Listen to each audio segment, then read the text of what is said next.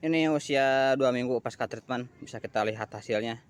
Ada 1, 2, 3, 4. Ini usia 3 minggu pasca kita treatment, spike atau calon bunga sudah mulai terlihat jelas dan jumlahnya.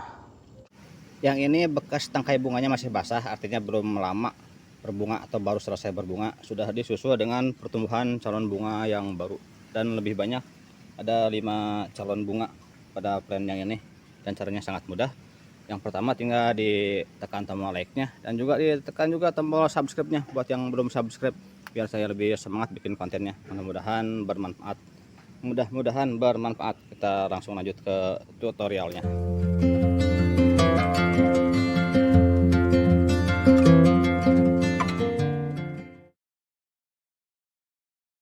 Ini usia 2 minggu pasca treatment, bisa kita lihat hasilnya. Ada 1, 2, 3, 4. Ada 4 spike dalam satu batang seperti ini. Untuk dendrobium seperti ini, jika sudah tutup daun, kita kondisikan ke media tanam kering basah. Jadi sewaktu-waktu kita keringkan dulu sampai batas aman, lalu kita siram dengan pupuk. Lakukan beberapa kali sampai dia keluar bunga. Itu biasanya langsung keluar bunga. Dosisnya sesuaikan dengan dosis dan aturan pakai yang tertera di masing-masing label kemasan.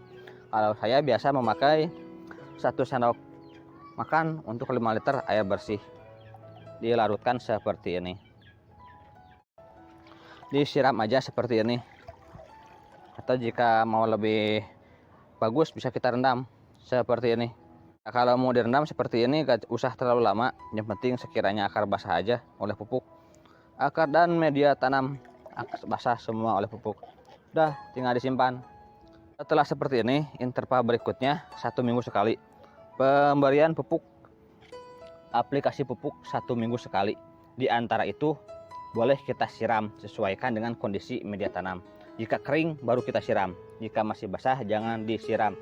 Pupuk yang saya gunakan pupuk monokalium fosfat MKP, monokalium fosfat.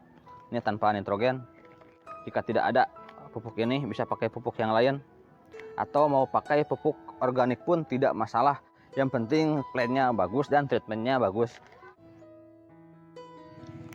Ini usia 2 minggu pasca treatment, kita bisa lihat hasilnya. Ada 1, 2, 3, dan 4. Ada 4 spike atau ada 4 bakal bunga dalam satu batang seperti ini. Caranya sangat mudah. Ini usia 3 minggu pasca kita treatment, spike atau calon bunga sudah mulai terlihat jelas dan jumlahnya cukup banyak.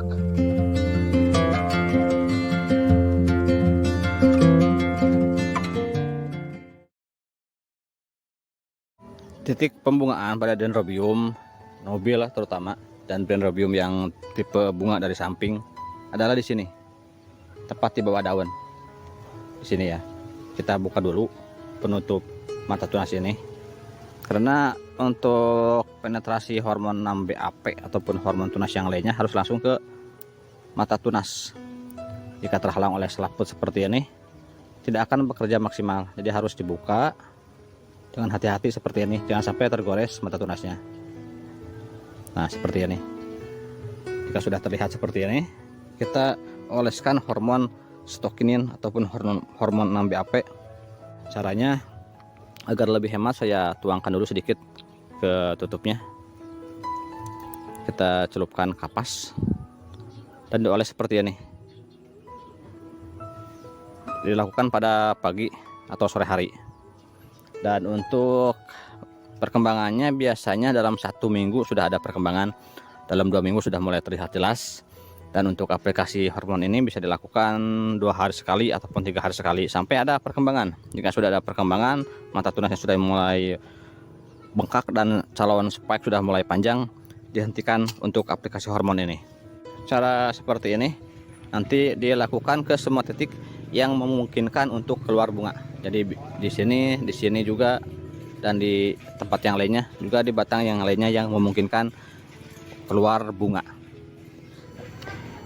Ini 2 minggu berikutnya, 2 minggu setelah saya oles dengan hormon, atau 3 minggu pasca kita pupuk. 3 minggu dari awal pemupukan spike sudah mulai terlihat jelas, spike atau calon bunga. Dan jika sudah seperti ini, hentikan aplikasi hormon 6-BAP pada titik yang sudah berkembang seperti ini. Jika pada titik yang belum berkembang, misalnya untuk yang ini, ini masih kecil, nah yang ini masih bisa kita oleskan setiap 2 atau 3 hari sekali. Yang ini juga masih kita oles. Kalau sudah berkembang, jangan dioles ya. Jika sudah berkembang seperti ini sudah panjang, jangan dioles lagi agar tidak berlebihan. Kalau berlebihan kurang bagus nanti hasilnya.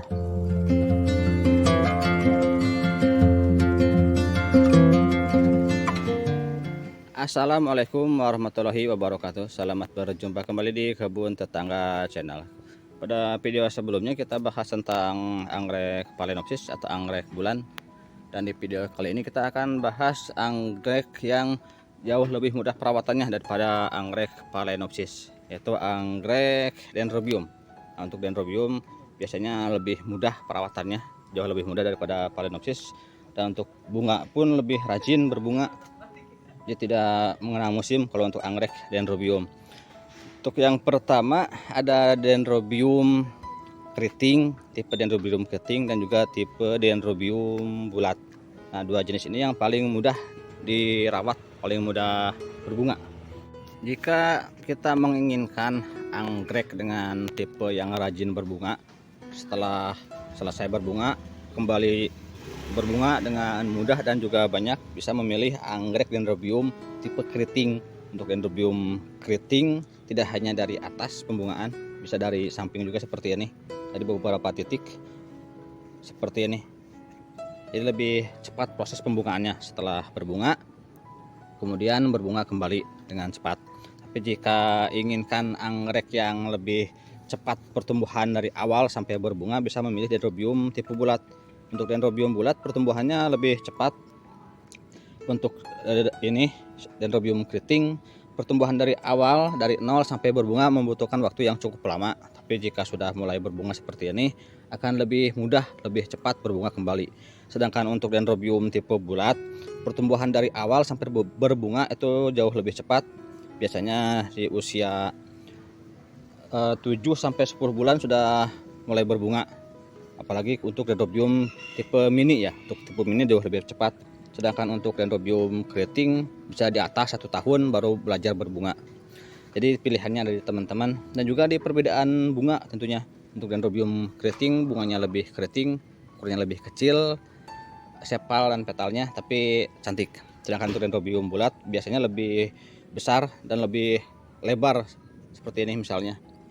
Jadi mending ditanam semua aja, karena yang satu cantik, yang satu juga cantik. Untuk perawatannya cukup mudah, jauh lebih mudah dari Phalaenopsis. Cuman memang ada kelemahannya. Untuk Dendrobium membutuhkan cahaya matahari yang lebih banyak. Jika tempatnya kurang sinar matahari, pertumbuhannya kurang bagus. Jika tempatnya redup, lebih baik merawat ini, lebih mudah merawat anggrek Phalaenopsis. Jika tempatnya cukup sinar matahari, anggrek Dendrobium jauh lebih mudah perawatannya, bisa full matahari juga. Pada anggrek ini jauh lebih mudah, tapi ada beberapa juga yang susah. Contohnya Dendrobium nobile dan juga Dendrobium species. Beberapa jenis Dendrobium species akan sulit berbunga jika dirawat bukan di habitatnya atau bukan di tempat yang tidak sesuai dengan agroklimat. Tapi untuk anggrek Dendrobium hybrid biasanya jauh lebih mudah, lebih adaptif di mana aja, bisa tumbuh dan berbunga. Untuk pemupukannya, jika dari 0 untuk Dendrobium memakai pupuk pertumbuhan, bisa memakai pupuk gandasil ataupun pupuk Gaviota 63 ataupun yang lainnya. Sedangkan jika sudah dewasa, beralih ke pupuk pembungaan, bisa memakai gandasil B ataupun Gaviota 67. Caranya bisa boleh disiram, boleh disemprot. Tapi pada kondisi seperti ini sedang spike, sebaiknya disiram aja ke media tanam. Sebisa mungkin hindarkan pupuk terkena bagian spike seperti ini, kecuali jika memakai pupuk organik, tentu saja aman. Jadi sejauh yang saya amati, pupuk itu cukup bagus, pupuk yang tadi saya sebutkan, gandasil dan Gaviota. Dan saya tidak terlalu menyarankan memakai pupuk tabur untuk sayuran ya. Ini pupuk tabur untuk sayuran. Kalau memakai pupuk ini biasanya pertumbuhan di awalnya bagus, tapi ke depannya kurang bagus nantinya. Plannya akan kurus, kering, daunnya mulai rontok dan yang lainnya, karena memang tidak cocok untuk anggrek. Ini khusus untuk tabur di tanah. Kalau untuk di tanah tentu saja sangat bagus, seperti anggrek tanah ataupun untuk sayuran sangat cocok memakai pupuk seperti ini. Sedangkan untuk anggrek sebaiknya memakai pupuk yang biasa digunakan untuk anggrek tentunya. Bisa memakai Gandasil B, Gaviota 67, 63 ataupun Growmore ataupun yang lainnya yang biasa digunakan untuk anggrek. Untuk cara pemupukannya boleh disiram ataupun boleh disemprot, dilakukan pada pagi atau sore hari. Dan untuk anggrek Dendrobium ini bisa full rain dan full sun.